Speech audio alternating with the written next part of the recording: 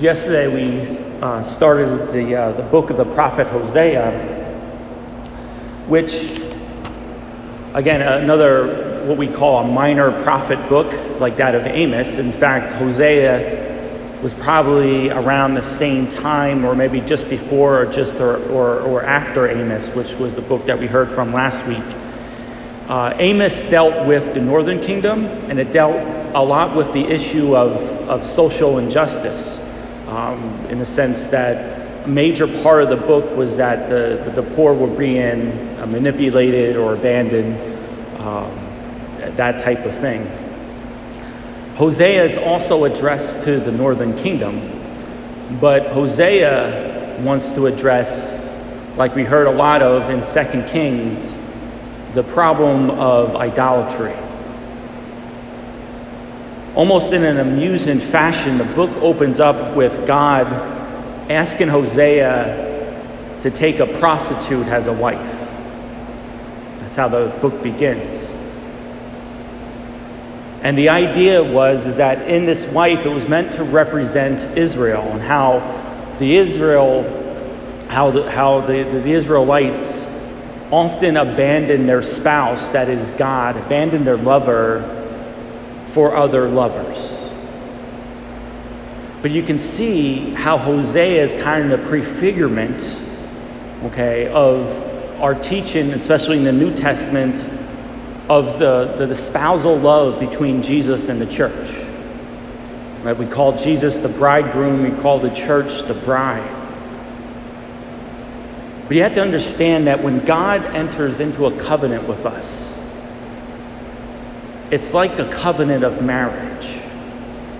Like that's the mentality behind it.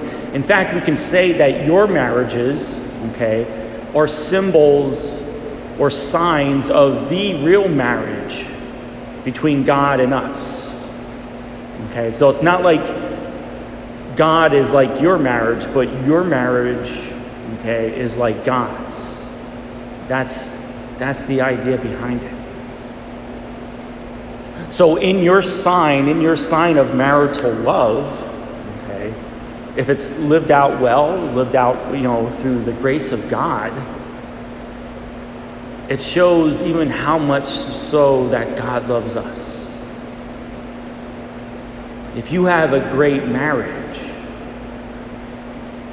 just imagine how God's love for you is. It's even greater than the marriage that you have.